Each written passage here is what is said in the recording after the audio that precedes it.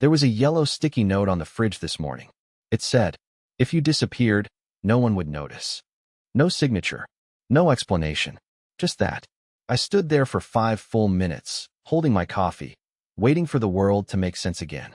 Daphne had already left for work, or wherever she goes these days when she puts on perfume before 8 a.m. The smell of it was still hanging in the kitchen, mixed with burnt toast. I think that combination, bitter and sweet, is what snapped me out of it. At first, I thought it was a joke. Some dark humor thing. She's always had that sharp tongue. But the longer I looked at that note, the more it felt like she meant it. So I did something stupid. I didn't go to work. I didn't even shower. I sat at the kitchen table all day, staring at that stupid square of paper, imagining how my life had turned into this. A woman I once couldn't spend a day without now couldn't spend a minute acknowledging I existed. By evening, she texted, "Did you see the note?" That was it. No emoji, no context. I typed and deleted half a dozen replies. Yeah, what's that supposed to mean? Are you serious? But I didn't send any of them. Instead, I left my phone on the counter, grabbed my car keys, and drove. Now here's the weird part. I didn't even know where I was going. My hands just moved. I ended up at the lake where we used to go before everything fell apart. The place where she once said she loved me because I made her feel seen. I remember that line so clearly now it almost makes me sick. The water was still, completely flat. Not even a breeze. It felt like nature itself was holding its breath, waiting to see what I'd do next. And that's when the thought hit me. Quiet, heavy, and perfect. Challenge accepted. If she really wanted to know what my disappearance looked like, I'd give her a front row seat. No yelling, no crying, no confrontation. Just absence. She'd wake up one morning, and I'd be gone. Not in a dramatic way. Not like those people who leave notes in suitcases. No, I'd erase myself slowly, carefully, like I'd never been there at all. But before I could even start, something happened that I still can't explain. When I came home that night, the note was gone, replaced with another. Don't overthink it. You're too predictable. Her handwriting, her tone, her little test. And she had no idea, she just declared war. The morning after the second note felt unreal. She moved around the kitchen like nothing happened, humming softly while scrolling through her phone. I sat at the table pretending to read emails, but my eyes kept drifting to her face, calm, detached, that faint little smirk she wore whenever she knew she'd gotten under my skin. She didn't mention the notes, not even once. I wanted to ask, to demand what kind of sick joke she thought this was, but my pride was already too bruised to speak. Instead, I just nodded when she said she'd be working late again, and watched her leave with her hair tied up the same way she used to when she wanted to impress someone. That was the last normal morning in that house. I started small. I stopped texting her during the day. Stopped leaving my coffee mug in the sink. Stopped leaving lights on in my office. Stopped existing in the little ways she used to complain about. My side of the bed stayed cold. My shoes weren't by the door. My favorite jacket was gone from the hanger. I moved everything that screamed, "Curtis lives here," into the garage. I thought she'd notice. I really did. But she didn't even blink. After a few days, I started tracking her phone location, not to be controlling, but because I couldn't stand the lies anymore. Her late nights didn't match her office hours. I knew at the moment I saw her location ping near a fancy Italian restaurant across town. So I drove there. I parked across the street like some pathetic cliche from a bad movie and waited. And then I saw her. She wasn't alone. A tall guy in a navy blazer leaned across the table, laughing too loudly, brushing a piece of hair from her face. And she let him. The same woman who once pulled away from me for touching her in public now leaned into his hand like it was the most natural thing in the world. I didn't confront them. I didn't even take a picture. I just sat there, engine off, staring through the windshield until my hands went numb. The note on the fridge wasn't random. It was calculated. She wanted to see how far she could push before I disappeared for real. Maybe she even wanted me to do it, make her life easier. But she didn't realize that when you tell someone they don't matter, you give them nothing left to lose. That night, I started writing everything down. Every lie, every date, every time she left with her work phone. I didn't plan revenge. Not yet. I planned silence. I'd give her exactly what she said she wanted, a world without me. So I withdrew cash from our joint account. Slowly, carefully, I created a new one under my name only.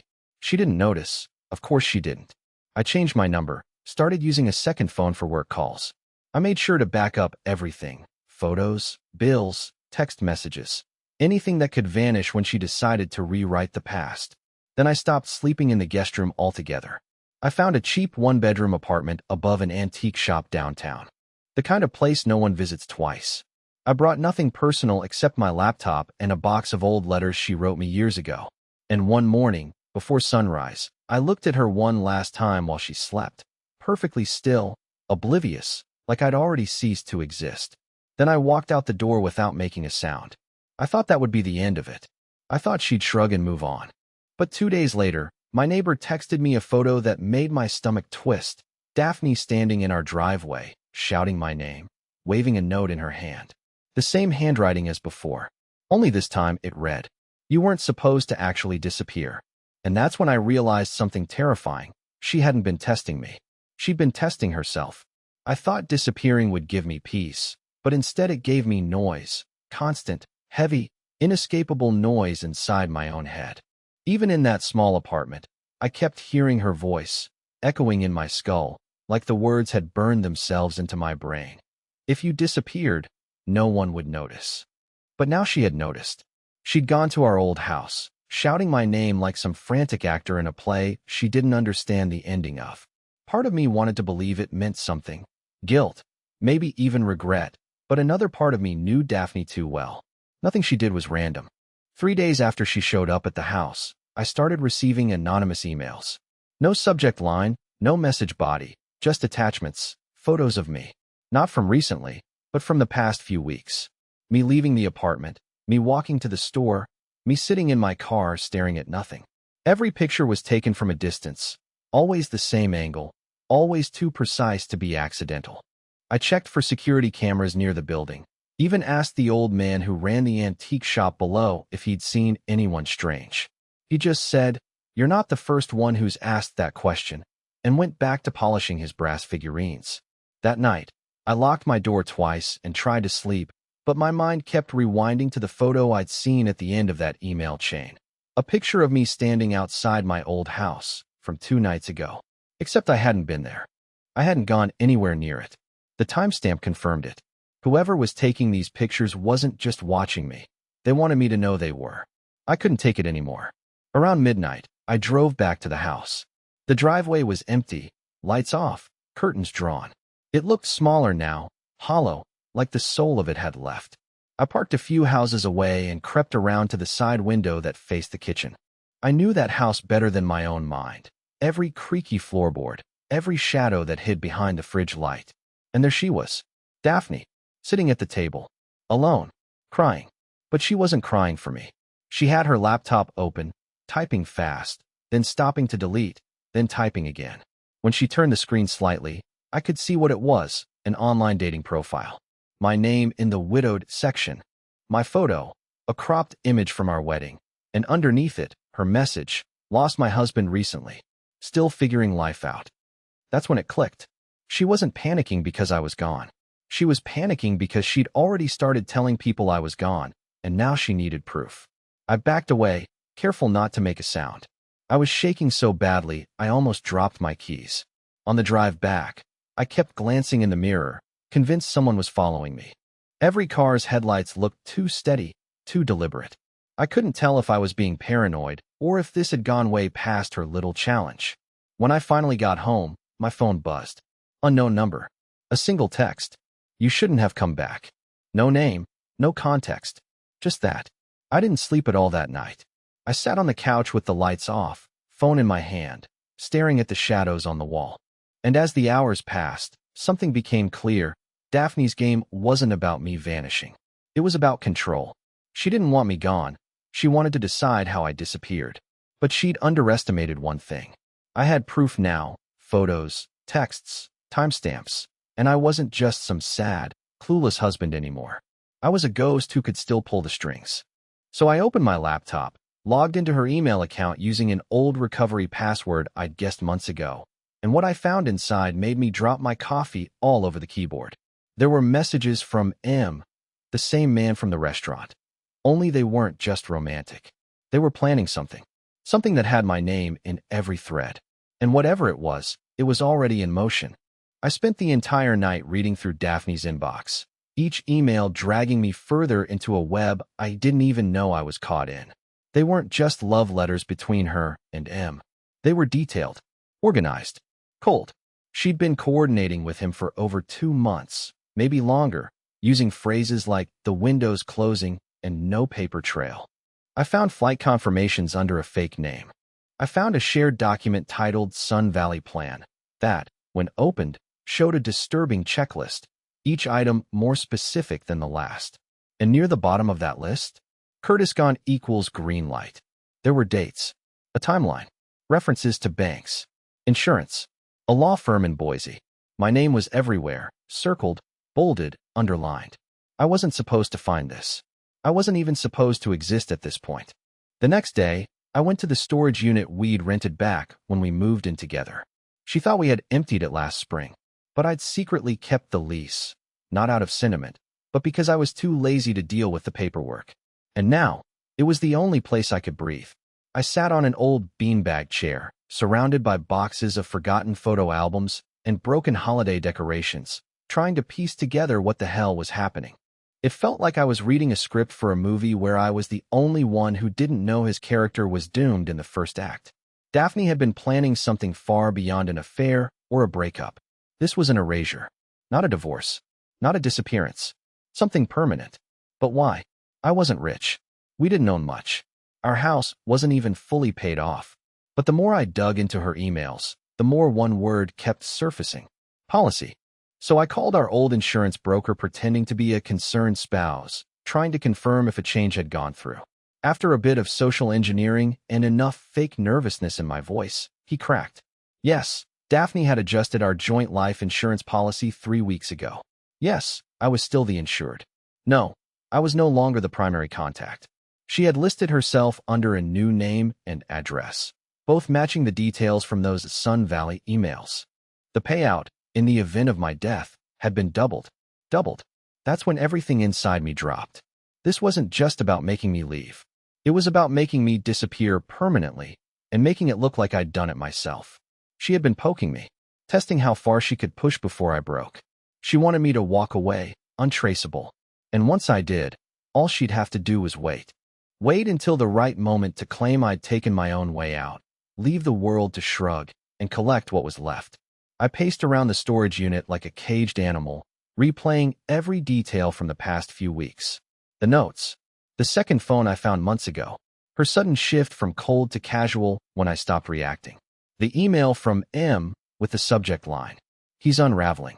We're almost there. I wanted to scream. I wanted to burn the whole unit down. But I knew I couldn't afford a single reckless move. So I stayed there for hours, thinking. And then, something clicked. She had counted on me to do what I always did: vanish quietly. But what if I didn't? What if I flipped the script and made her feel what it's like to be erased while still breathing? I started planning my own version of Sun Valley. A mirror image. First, I drove 2 towns over to an internet cafe, signed up for a burner email, and created an anonymous tip line. I copied those emails, the insurance files, the flight plans, all of it, and scheduled them to go out to the law firm, to the insurance company, and to a friend of hers she didn't know I still talked to. All anonymously. No trace back to me. Then I deleted the files from her laptop remotely. I wiped her browser history. I locked her out of her own cloud. And the final blow? I sent her a message from the anonymous email she didn't know I had. One line. You said no one would notice. But someone already has. That night, she called me 22 times. I didn't answer a single one. But she did leave a voicemail. A long, shaky one. At the end of it, her voice cracked. Not from rage. Not from fear. But from something I hadn't heard in her in a long time. Panic. And I wasn't done yet. I played Daphne's voicemail twice before deleting it. There was no apology. No confession. Just frantic breathing, scattered phrases, and a line I didn't expect to hear. Curtis, if you did something, just fix it. Please. Don't make this worse. She sounded unglued. The cool, untouchable woman who once stared me down like I was an inconvenience in her carefully curated life was now begging. Not for me to come back, but for control. That's what really ate at her. I'd broken the pattern. I wasn't reacting, wasn't fighting, wasn't feeding the drama. I was quiet, precise, unreachable. And for a woman like Daphne, that was worse than rage. It was chaos she couldn't manipulate. But this wasn't just about revenge anymore. Something deeper had started unraveling beneath the surface. The more I pulled at the threads of her plans, the more I realized this didn't start with M or the insurance. Those were symptoms. The disease was older, buried. It started with a man named Garrett Langford. I only knew the name because I found it in the shared flight itinerary she'd hidden in a buried folder titled 2021 Taxes_Final Answer 2. I ran the name through every people search I could find and landed on an address in Nevada. A banker, divorced twice, one daughter. But when I checked court records, something else showed up. A sealed case from 8 years ago involving identity fraud, insurance manipulation, and a woman listed only by her initials, D.K., Daphne Klein. Her maiden name. She told me her parents were estranged, that she'd left her home state to get away from the drama. She never talked about her early 20s, just vague references to bad decisions and starting over. But now, the timeline lined up too well. I didn't know who Garrett was to her. Lover, co-conspirator, victim. But I knew one thing for sure. She'd done this before. She had a pattern. Get close. Manipulate. Erase. That meant I was never her first. I was her next. I drove 6 hours to the Nevada address listed on Garrett's public business license. Not to confront him. Not yet. I needed to look into his eyes first. See if he had the same hollow stare I saw in the mirror after I found those notes. When I finally saw him, he looked older than his photos. Worn down. Sitting outside a cafe, watching people like he was waiting for something to strike him from behind. I walked past him once, then again. On the third pass, I dropped a folded note on his table. Just 3 words written in pen. Daphne did it. He looked up, straight at me. Not confused. Not angry. Just tired. He didn't follow me. He didn't shout. He just nodded. And in that moment, I understood. I wasn't Daphne's enemy. I was her replacement victim. And Garrett? He was the man I was meant to become. Broken, bankrupt, erased. But she'd made one mistake. She thought I was like him. That I'd break the same way. Instead, I went back to the apartment and got to work. I created a full backup of every email thread, call log, document, and photo. I packaged them into a clean, digestible report. No messy storytelling, no emotion. Just facts. Then I sent that file to the law firm listed in her emails. A preemptive strike. If she tried to file anything under the fake name, there'd be red flags. I sent it to her HR department anonymously, too. Just enough to open internal questions about her business trips and travel expenses. Finally, I contacted Garrett from a throwaway number. Just one text. If you ever want to bury her for good, I have everything. I didn't get a response. But that was okay. I'd planted the seed.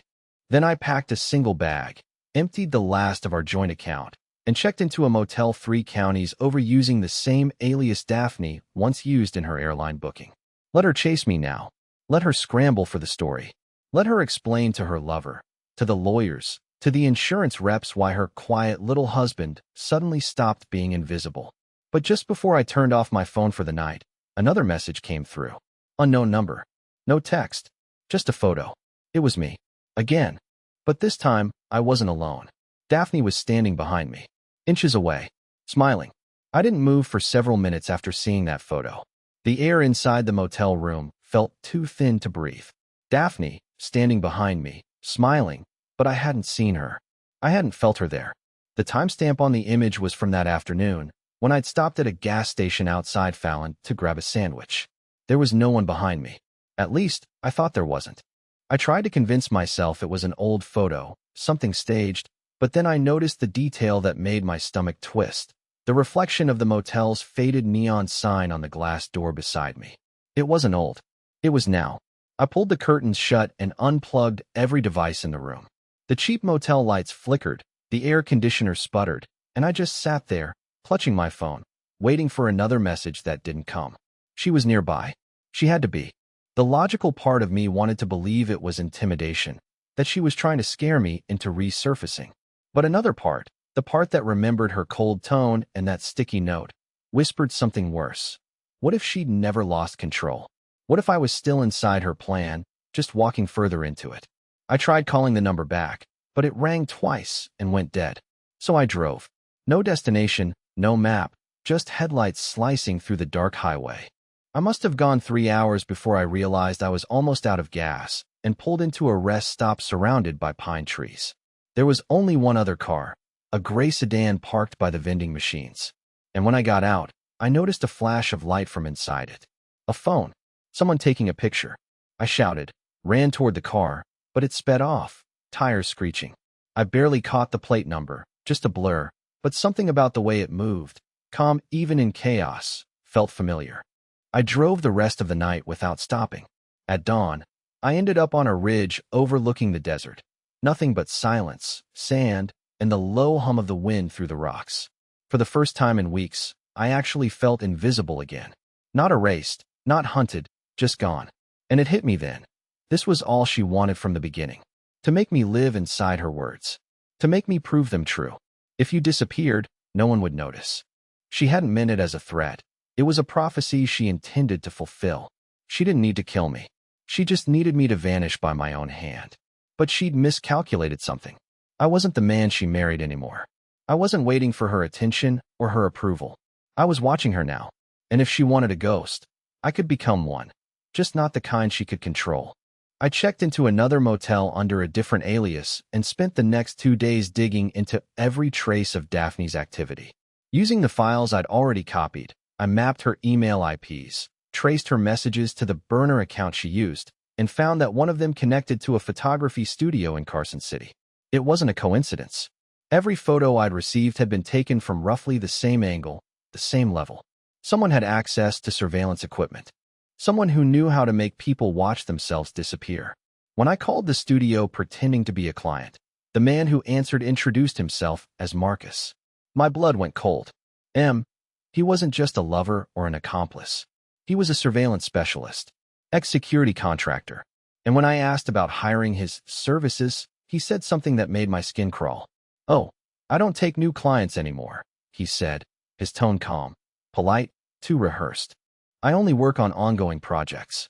I thanked him, hung up, and sat there staring at my hands. I wasn't an ex-husband to them. I was an assignment.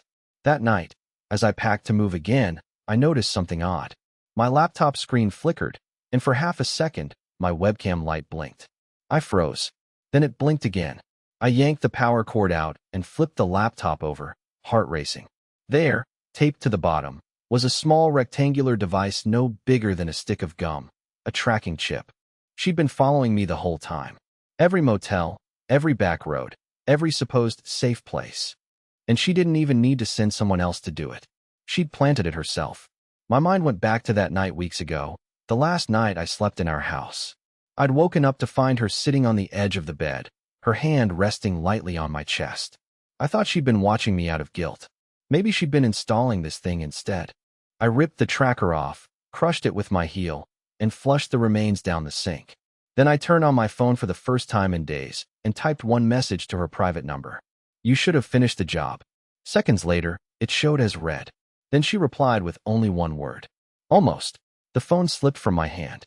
I didn't sleep that night. I just sat in the dark, staring at the phone screen with that single word glowing back at me. Almost.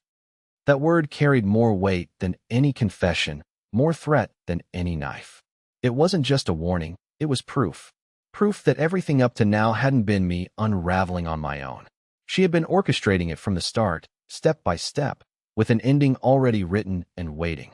I was never supposed to find the tracker. I wasn't supposed to trace the emails. I was supposed to keep running until I dropped, or better yet, broke. But her timing was off. Her patience ran out too soon. Or maybe, just maybe, I lasted longer than the others had. I left the motel at sunrise, ditched my car 2 towns over, and switched to a rideshare under a random alias. No electronics, no cards, just cash and a burner phone wrapped in foil in my sock. I made my way to Carson City, where Marcus, ran his photography/surveillance setup. But I didn't go in. I waited across the street, watching people come and go for hours. I thought I was being smart, staying invisible. But the moment I turned around to leave, a black SUV pulled into the lot, and Daphne stepped out of it. She was alone. No driver, no backup, no entourage. Just her in a slate gray coat, sunglasses, and the same white leather purse she used to carry when she picked me up from work back when we were still pretending to be in love.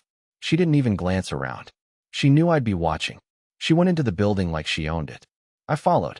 I told myself it was stupid, reckless, but something in my gut told me this was the moment it would all come together or fall apart. Inside, the front desk was unmanned. Lights were off in the main studio, the doors slightly ajar. I walked through slowly, quietly. The hallway was lined with sample portraits, wedding shots, staged business photos. All fake lives, all frozen in time. And at the end of the corridor, behind a half-glass door, I saw them, Daphne and Marcus, mid-conversation, standing over a desk stacked with files, a laptop open between them. I couldn't hear their words, but I didn't need to. Her body language said it all. She was angry, not scared, not anxious, furious. She jabbed her finger at the screen, then turned and slammed her purse onto the desk. Marcus said something low, then leaned back like he was tired of this. Like he'd seen it before. Like this wasn't the first time she'd pushed someone too far. I pulled out my phone and snapped a picture through the glass. Then I made my first mistake. I stepped back, too fast. My heel hit the edge of a light stand. It clattered to the floor, metal scraping tile. Both heads turned instantly. Daphne's eyes locked on mine through the frosted glass, and for the first time, I saw it. Not rage. Not confidence. Panic. She shouted something I couldn't hear, and Marcus lunged toward the door. I ran. Out the hallway, past the reception desk, through the side fire exit, and down the alley into the open street. I didn't stop until I was 5 blocks away and bent over behind a dumpster, chest heaving, ears ringing. That one look, that glimpse of panic, gave me all the confirmation I needed. I had the upper hand now. Back at the safe house, I connected the burner phone to my laptop and sent the photo to 3 contacts. Garrett, her company's compliance officer, and a journalist I once freelanced for years ago when I still believed words could change things. I didn't explain anything.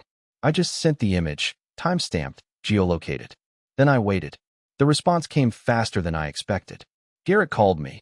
Not texted, called. His voice was hoarse, dry, but full of fire. I've been waiting for this for 8 years, he said. She did the same thing to me, but she didn't get the payout.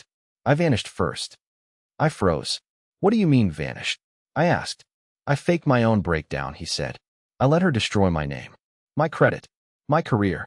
Everyone thought I snapped, but I kept everything. Quietly. Like you. We talked for almost 2 hours. Garrett told me everything. How she used Marcus to gather private intel.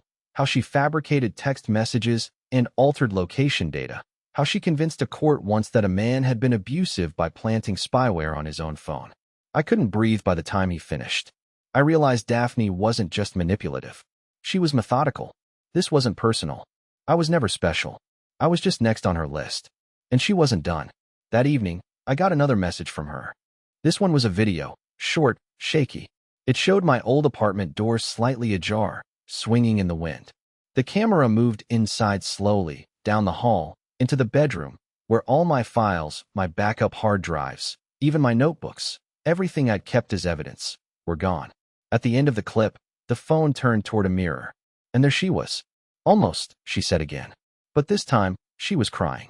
And I swear to God, I almost felt sorry for her. Almost. By the time I watched that video to the end, I realized something had shifted, not just in her, but in me. Daphne's tears weren't guilt. They were fear. For the first time, she wasn't the one writing the script. She didn't know what would happen next, and that terrified her more than losing me ever could. For weeks, she'd been building this masterpiece of manipulation, a story in which I was supposed to vanish quietly so she could claim a victim's crown and walk away richer, freer, cleaner. But now the story had turned on her. And this time, the ending was mine. I didn't run anymore. I went back to Carson City that same night, but not to hide, to finish it. I met Garrett at a small diner off the interstate, a place that looked like time had stopped inside it sometime in the 1980s. He was waiting for me in the corner booth, holding a worn-out manila folder and a cup of black coffee that looked untouched. When he saw me, he smiled. Not the kind of smile people give out of kindness, but relief. "You ready to end this?" he asked. I nodded. Inside that folder were copies of documents, police reports, identity traces, proof that Daphne had done this before. Garrett had been smarter than I gave him credit for. He'd gone underground, faked a breakdown, and built a quiet life under a new name while collecting everything he needed to expose her one day. But he never had the final piece, the one thing that connected her pattern across states. That's where I came in. Together, we packaged everything. Her insurance scam, her correspondence with Marcus, her fake profile pretending I was missing. Even that video she sent me, timestamped from my stolen apartment.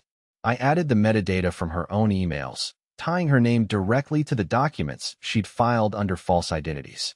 When it was all done, Garrett sent it to the same journalist I'd contacted earlier. I still remember his words. She took my name once.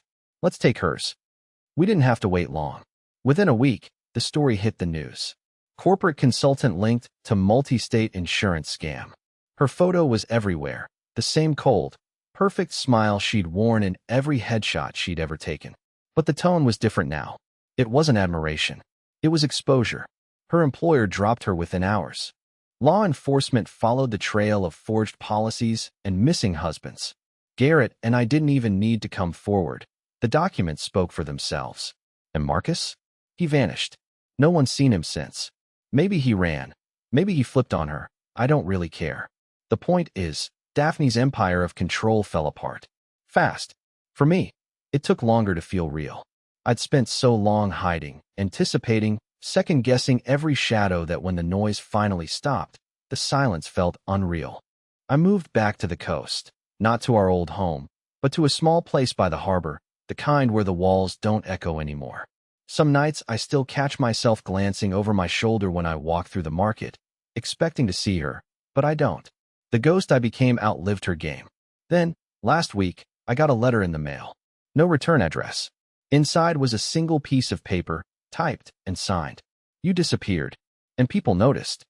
I didn't need to guess who sent it. Maybe it was her. Maybe someone else who saw the story. But for the first time, it didn't matter. Because it was true. I'd been gone. I'd been erased. But now I was back. Not as the desperate, invisible man she mocked, but as someone who learned that disappearing doesn't always mean losing. Sometimes, it's the first step in being found again. Now, when I stand on the pier at sunset, I think about that first note she left on the fridge, that cruel little dare that started it all.